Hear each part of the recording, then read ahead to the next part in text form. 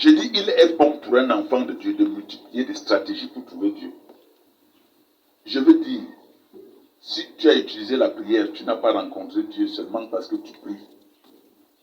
Utilise l'action des sacrifices pour chercher Dieu. Utilise l'action du jeûne pour chercher Dieu. Utilise l'action des dons pour chercher Dieu.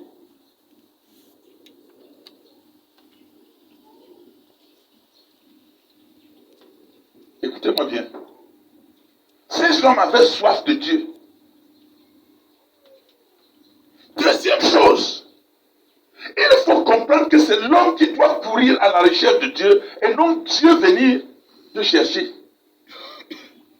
Vous allez entendre dans leur bouche, je suis déjà fatigué de prier. Comme s'ils priaient pour Dieu. Toute prière que tu fais, c'est pour toi-même. Je veux dire, tu n'as pas à attendre que Dieu vienne te trouver chez toi. D'ailleurs, il ne viendra pas te trouver chez toi. C'est à toi d'appeler Dieu. C'est à toi d'aller à la recherche de Dieu. C'est à toi de courir vers Dieu. Ce n'est pas à Dieu de courir vers toi. Non, plusieurs pensent que c'est Dieu qui doit courir après eux. Ce peuple voulait Dieu. Ils ratent la barque. Ils disent, mais l'obstacle, si cette mer nous dérange, bon, nous allons prendre une barque. Et trouvent que dans cette barque, ils ne pouvaient pas. Ils choisissent une autre barque. Mais ce sont eux qui couraient après Jésus et non Jésus courir après eux. Je constate que dans les églises, aujourd'hui, beaucoup aiment que c'est le serviteur de Dieu qui aille vers eux.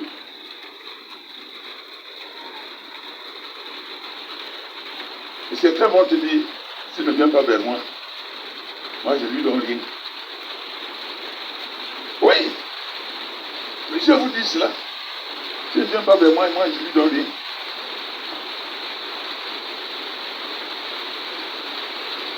Mais il ne sait pas qu'il est en train de perdre. Ces hommes avaient soif de la vie. Ils avaient soif de la paix. Ils avaient soif de la joie. Conséquence, au lieu d'attendre la paix sur place, au lieu d'attendre la joie sur place, ils se sont déplacés pour aller vers la paix. Ils se sont déplacés pour aller vers la joie. Ils se sont déplacés pour aller vers la délivrance. Combien de fois es-tu déplacé pour aller vers la paix, vers la délivrance? Je veux dire vers Jésus. Et comment te déplaces-tu pour aller vers Jésus? Papa, j'ai déjà trop jeûné. J'ai déjà trop prié. Change ta prière. Trouve un autre moyen pour chercher Dieu.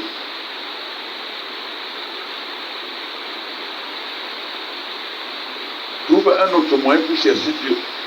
Vous croyez que dans la vie, il y a une seule façon comment de chercher Dieu? La parole de Dieu dit dans Actes, Dieu a permis qu'on le cherchât en tâtonnant. Qu'on cherche Dieu en tâtonnant. Cela suppose, tu poses le bras ici, il n'est pas là.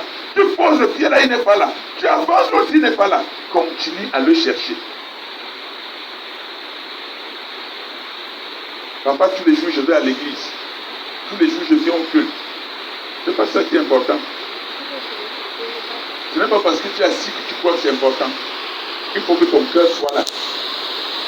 Tu peux être assis dans ta chair et ton cœur n'est pas là. Cela ne faut absolument rien. Alléluia.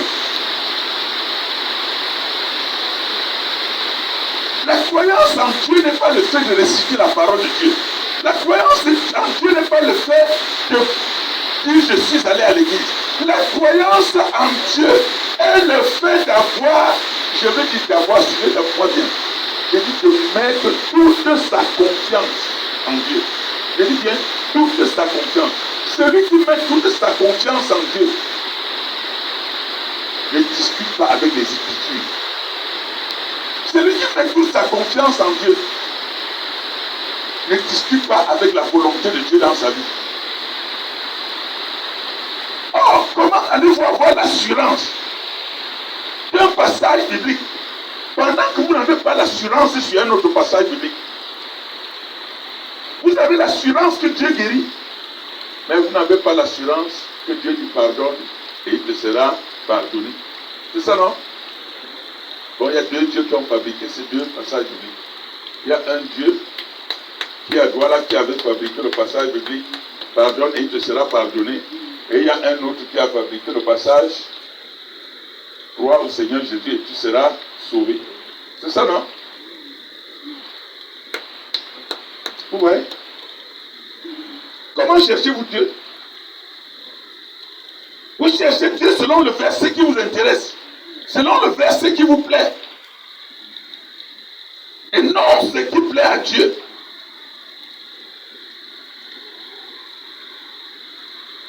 Il faut avoir ton assurance, frère. Il faut avoir la pleine confiance en Dieu. Je vous ai dit, la maladie n'est pas un problème. Le blocage n'est pas un problème. La sorcellerie n'est pas un problème. Le problème, c'est que nous n'avons pas confiance en Dieu. Tu as confiance. Non, je n'appelle pas ça confiance.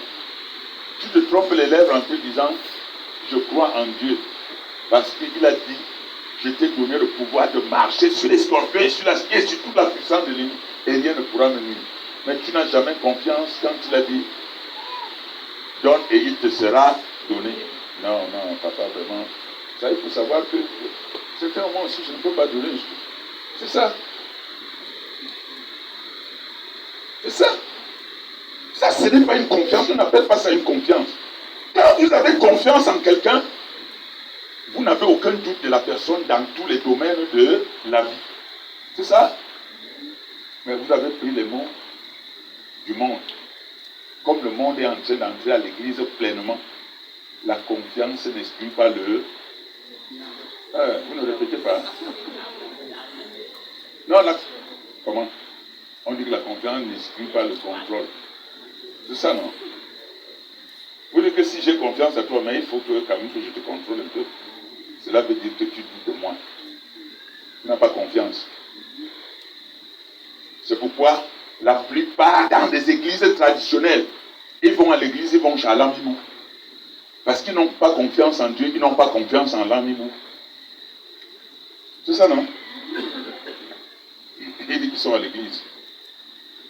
Ah, reçois au nom de Jésus, Dieu, reçois. Quel Jésus? Quel Jésus?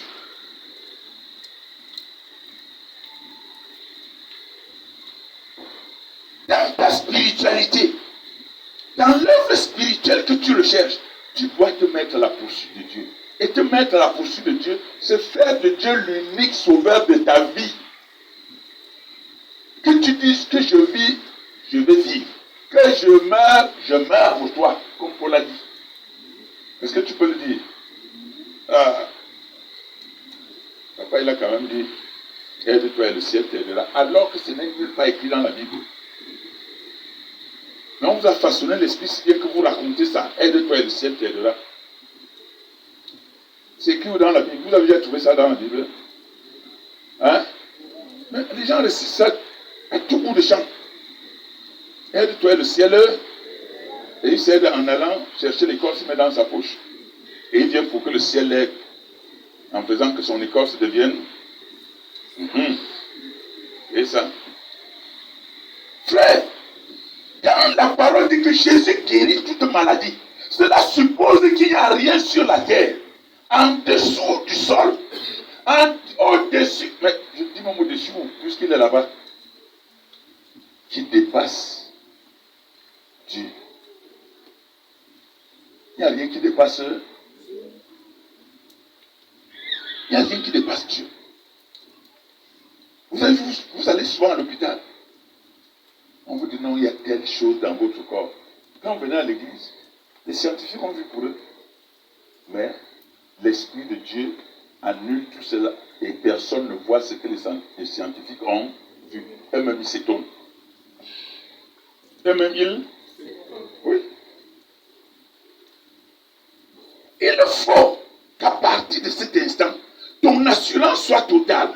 Je veux dire, ta confiance en Dieu soit totale dans tous les passages bibliques, dans toute l'écriture. Si le Dieu qui te bénit par de l'argent existe, le même Dieu qui te délivre sans l'argent existe. Le même Dieu existe. Quel est ton problème? Je sais que tu vas dire que homme de Dieu, fait vite. Là où je suis malade. Comprends que simplement parce que tu es assise à l'église là, ta délivrance est déjà en train de s'opérer. Parce que c'est l'Esprit de Dieu qui vit en toi. Ce n'est pas l'esprit d'un homme. Si l'esprit d'un homme vit en toi, cela suppose que tu as confiance en un homme. Mais si j'ai confiance en Dieu, ce que Dieu fait pour moi est au-dessus de la compréhension des hommes. Alléluia. Croire, c'est avoir l'assurance. Croire, c'est intégrer en lui. En lui. Que rien d'autre ne peut se faire si ce n'est la volonté de Dieu dans ta vie. Et appliquer une extension sur l'écriture que tu as lue. En réalité, quiconque croit véritablement ne devrait pas sauter un verset de Bible qui lui recommande de poser un acte sans poser cet acte. Sans poser cet acte.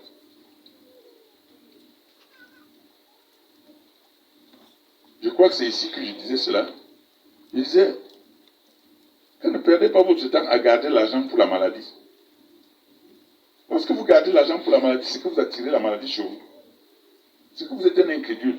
Les gens vont me dire, papa, non, dans la vie, ouais, vous raisonnez par votre intellect. Écoutez-moi bien. À l'école, la philosophie, la connaissance que vous apprenez dans les sciences là, a été fait pour avoir les diplômes. Mais devant Dieu, cela est nul. Si tu mets ta connaissance, ta philosophie devant Dieu là, tu es mort. Tu attires vers toi plutôt la mort. Si vous êtes en train de garder l'argent pour la maladie, sachez que vous montrez que votre Dieu est incapable de vous délivrer. Et vous attirez la maladie sur vous. Je n'ai pas dit de prendre ton salaire, tu manges tout. Que l'homme là avait dit que la maladie n'existe pas. La maladie existe. Vous avez compris ça? Mais ne va pas dans ton salaire. Tu restes sur ta table avec ta femme. Bon, ceci c'est pour la nourriture. Ceci là, c'est pour les cas de malheur. N'est-ce pas, comme tu as déjà appelé les cas de malheur? La Bible dit que par ta bouche tu seras béni, par ta bouche tu seras... C'est vous-même qui attirez le malheur, vous posez, non? Et quand elle entre, tu dis, Dieu, pourquoi tu as fait ça? Notre bouche est une bénédiction. Notre bouche prononce ce qui va nous arriver. Vous n'êtes plus n'importe qui. Conséquent, lorsque tu vas vers Dieu, lorsque tu cherches de Dieu, évite de mettre Dieu hors de ta vie. Par ta manière de parler. Et c'est pour ça que je vous avais dit, laissez les histoires de poissons d'avril. Vous avez laissé les histoires de poissons d'avril, vous êtes rentré, ben voici l'argent, et si quelqu'un fait un accident, vous avez attiré les accidents pour mettre sur lui. C'est ça, non? Hein? Hey. Vous n'êtes pas là, hein?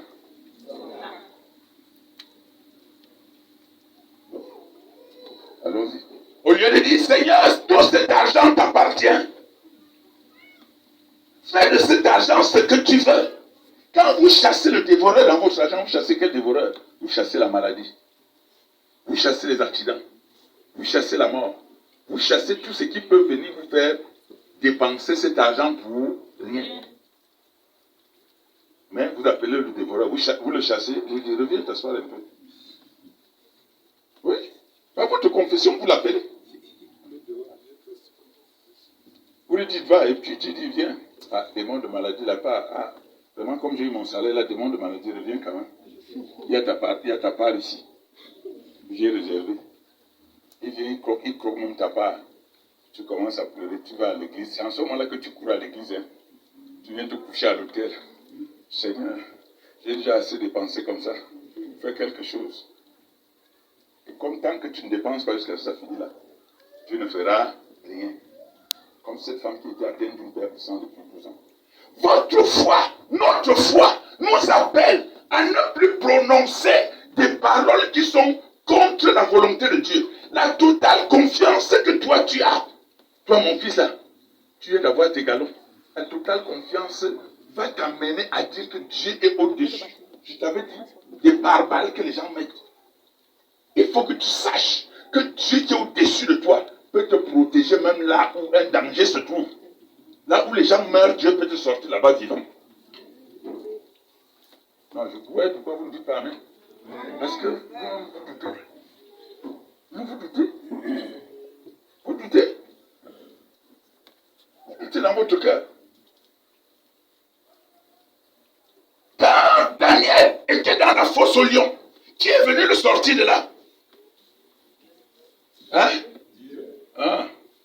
Donc, ta fosse au lion ne peut pas exister. C'est seulement pour Daniel, n'est-ce pas? Il dit que ceux qui veulent vivre dans le Seigneur seront... Hey, ce matin, vous n'êtes pas avec moi. On va y réchauffer-vous un peu, secouez-vous. Secouez-vous, secouez-vous. Votre tête ne tient pas ce matin quand je parle comme ça. Secouez-vous, secouez-vous. Oui, toi qui es à la maison et qui me suis, secoue-toi. Oui. Alléluia. Les hommes ont pris les Écritures. Ils ont commencé à réfléchir. Ils ont commencé à faire, comme ils disent à l'école, à cogiter. Cogito. Ah, voilà. Ils ont commencé à cogiter. Et dit, est-ce que si je fais comme ça, est-ce que si je ne fais pas comme ça, il met le pour et le, et il cherche la synthèse. Et il dit qu'il va servir Dieu avec la synthèse. Qui vous a appris ça? Qui vous a appris ça? Hein? Vous prenez les choses de l'école pour venir dans la maison de Dieu avec. Ceux qui prennent les choses de l'école pour venir dans la maison de Dieu avec échouent toujours. Parce qu'ils ne peuvent avoir aucune relation avec Dieu. C'est pourquoi il a bien précisé qu'il prend les choses viles de ce monde pour confondre les sages. Votre intellect doit rester à la maison. Quand tu arrives ici, applique une expérience sur le passage biblique que tu as lu. Marche selon le passage biblique que tu as lu comme un fou. Et tu verras ce que Dieu fera dans ta vie. Ce n'est pas parce que tu es allé à l'école, tu es bardé de diplôme, que tu crois que tu vas rester ici. Sors au nom de Jésus et le Saint-Esprit va se manifester. Impossible. Ce n'est pas parce que tu es allé à l'école, tu as beaucoup de diplômes, que tu vas venir dire, Seigneur, bénis-moi et il va te bénir. Non, c'est impossible. Récite toute la litanie que tu connais à l'école. Prends tes cahiers de l'école, révise-les avant de venir à l'église. Il n'y a rien à faire. Il n'y a rien à faire. Alléluia. Il n'y a rien à faire. Le type de croyance qui ôte les montagnes doit être débarrassé de la connaissance naturelle de l'homme. Doit être débarrassé de la philosophie humaine. Doit être débarrassé de la science humaine. Il faut enlever ça de ta tête. Il faut enlever ta tête. Il dit, travaillez non pour la nourriture qui périt. Je vous ai dit une fois ici à l'église que personne ne peut venir à Dieu sans avoir un problème. Je vous ai dit cela. Je sais que beaucoup ont refusé. Je sais que beaucoup ont refusé. Beaucoup ont dit non. Moi, je suis venu à l'église, je n'avais aucun problème. C'est parce que tu avais l'ignorance que quand tu étais dans le monde là, tu avais loué le dit Maria, tu étais déjà en enfer. Donc le problème là t'a amené à l'église. Maintenant tu es sauvé, vrai. Mais est-ce que c'est faux? Quand tu avais le sadia que tu attachais sur ton cou partout, tu attaches sur les pieds pour dormir. Tu étais en paix. N'est-ce pas que Dieu t'amène comme ça pour enlever le sadia dans tes mains et te dire que, comme dans Proverbe, il est écrit, Proverbe 3, verset 23, verset 24, lorsque tu seras couché, ton sommeil sera, tu ne redouteras aucune terreur soudaine de nuit, la flèche qui vole le jour de nuit. Les gens avaient même mis déjà le 5 heures, c'est le 5 heures de Jésus. Quand il vient pour dormir, il va d'abord cogner son front dessus. Maintenant, quand toi tu vas chez toi, tu peux même te coucher comme ça, tu commences à dormir sans dire même quelque chose. L'ange de l'Éternel est avec eux. Certains brûlent les encens dans leur maison chaque jour. Qu'est-ce qu'il y a? Je chasse les mauvais esprits. Tu les as vus? Oui. Personne ne peut venir à Dieu s'il n'a pas un problème. Moi, j'avais le problème de salut, mon ami. J'adorais les crânes. Et quand j'ai lu dans la Bible que c'est pas bon, ça veut dire que moi j'avais un problème pour venir à l'église, n'est-ce pas? Et depuis j'ai abandonné les crânes. Maintenant je cours après le salut. Je cours après le salut. C'est pourquoi Jésus a dit qu'il n'est pas venu pour ceux qui sont en bonne santé, pour ceux qui n'ont pas de problème. Car le docteur ne va que vers les...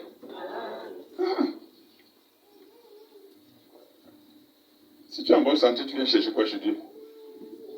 C'est-à-dire que si le salut t'a déjà donné, tu viens chercher quoi à l'église? Tu restes chez toi. Je suis justifié en Jésus. C'est ça, frère. Le monde entier a besoin de Dieu. Le monde entier a besoin de Dieu parce qu'il s'est égaré loin de la face de Dieu. Le monde entier a besoin de Dieu parce qu'ils ont posé des actes qui ne glorifient pas Dieu. Et il faut rentrer à Dieu. C'est pourquoi il dit, revenez à moi. Revenez à... Ça veut dire, hier nous étions d'abord, on s'est séparés de Dieu par notre manière de faire. Et maintenant, il faut qu'on... Voilà. La science philosophique a trompé les uns et les autres. Et ces hommes, Jésus leur dit non, frère, travaillez pour le royaume. Cessez de courir après moi pour de la nourriture. La nourriture va périr. La guérison, là, un jour va cesser. Et tu vas faire comment? Parce que le jour que tu meurs, il faut aller maintenant au ciel. Tu fais comment?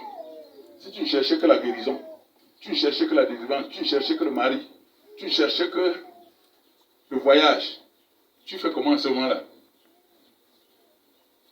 Tu fais comment? Hey. Ce matin-là, vous n'êtes pas vivant. Mais je vous transmets la vie au nom de Jésus. Amen. Je dis à ceux qui sont à l'église tous les jours, hey, ça pique ici, ça pique ici, ça pique ici, ça pique à l'orteil. Chaque jour, on dit, sors au nom de Jésus. Sors au nom de Jésus. Oui. Même si tu fais 100 ans, un jour viendra là où sors au nom de Jésus va s'arrêter. Tu vas maintenant faire comment? Tu vas faire comment? Hein? Je vous ai dit que la délivrance est le moyen pour vous d'adorer Dieu davantage, de saisir Dieu davantage, d'aimer Dieu davantage pour la suite de votre vie. Car le petit temps que nous avons à passer ici est très infime. C'est pourquoi dans le psaume 90, il dit quelque part, apprends-nous à compter les jours de notre vie sur terre. Parce qu'un jour on va partir. Mais Jésus savait cela. Mais il guérissait les malades. Il délivrait les... C'est tout à fait normal. Parce que sur la terre des vivants, il faut que tu aies la paix. Il faut que tu aies la joie. Il faut que tu aies la santé. Sinon, ça ne te sert à rien de venir adorer Dieu. Mais ne fais pas de ta délivrance une recherche éternelle, si bien que tu rates du ciel. Dès que tu es délivré, tu pars à la maison, tu restes. Ne fais pas du mariage ta vie. Ne fais pas du, je ne sais pas de quoi, ou bien du travail ta vie. Un jour, le travail va s'arrêter. Un jour, le mariage va s'arrêter. Un jour, la guérison va s'arrêter. Vous avez déjà vu, quand quelqu'un meurt, n'est-ce pas qu'il est emporté? Et la Bible dit, il est donné aux hommes de vivre et de mourir une fois après quoi vient le... Ce matin, tu auras ta guérison. Mais qu'est-ce que tu veux faire de ta guérison? Ce matin, tu auras ton mariage. Qu'est-ce que tu veux faire de ton mari? Hein? Je te n'aime beaucoup. Je t'aime plus que toutes choses sur la terre. Plus que toutes choses. Hein? Donc même plus que Dieu. Hein?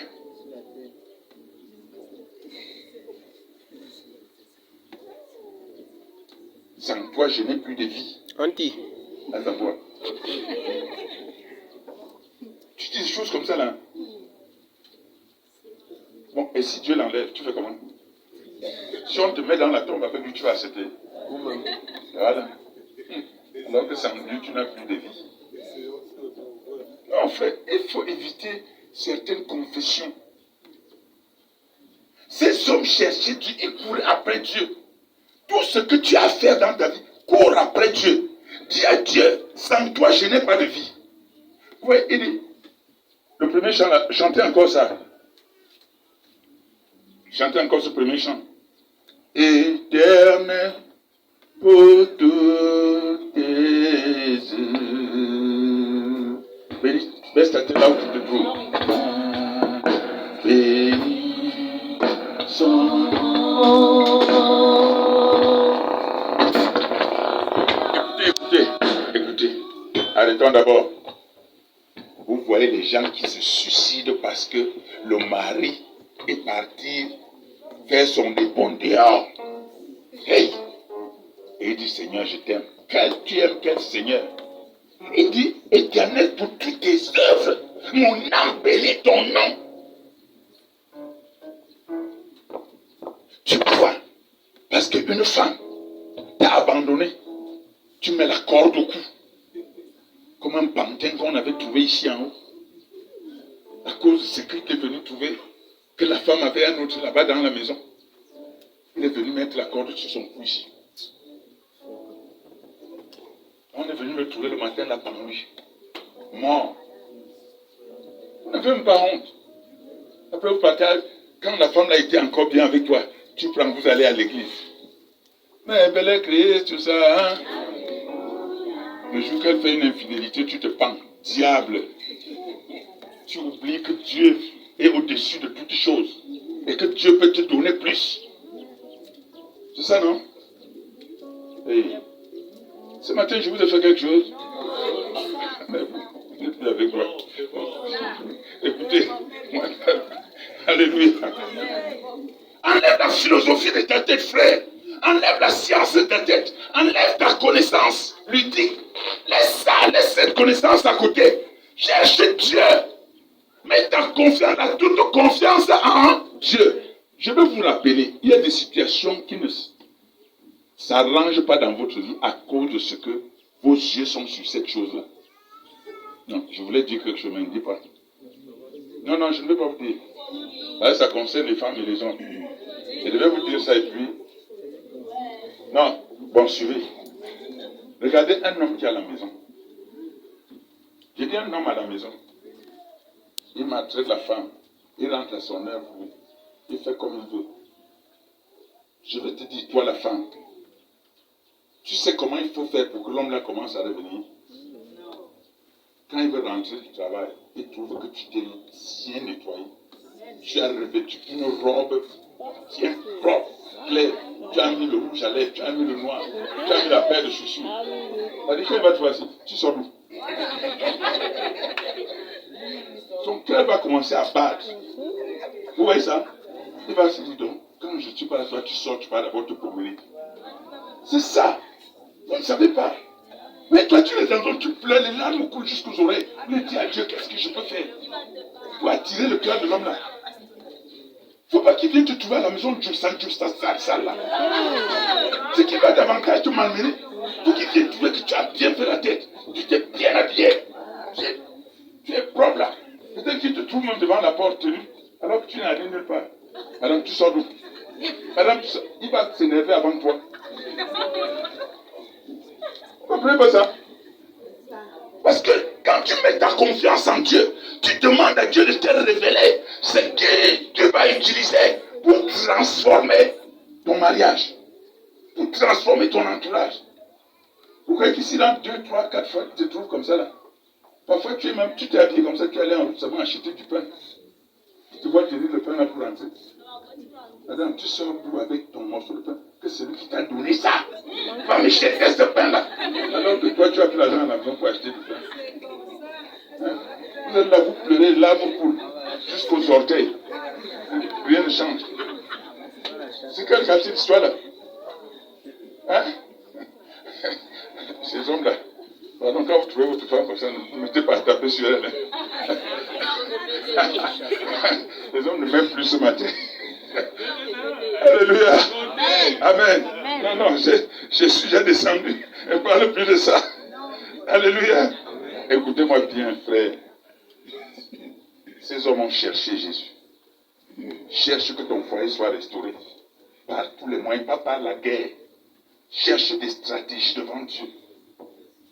Je vous avais dit qu'il y a une femme qui était venue ici, dans le temps. Son mari était un directeur ici. Et on dit, est-ce que l'homme regardait la femme? Quand j'ai donné cette astuce à la femme, chaque fois que l'homme venait la voir, donc quand je sors, il a commencé à mettre la femme dans le véhicule pour aller au lieu de service, pour aller acheter la nourriture. Et il va au lieu de service, dès qu'il a fait l'acte de présence, il dit à la femme, tu restes au secrétariat à attendre. Il reçoit les quelques gens qu'il reçoit après. Mon ami, il sort avec sa famille, il dit allons marcher. Ils vont marcher, ils rentrent tous à la maison. Le jour que la femme m'a appelé, l'homme a pris, arraché le téléphone. Monsieur, donc c'est toi qui gardes le foyer. C'est toi.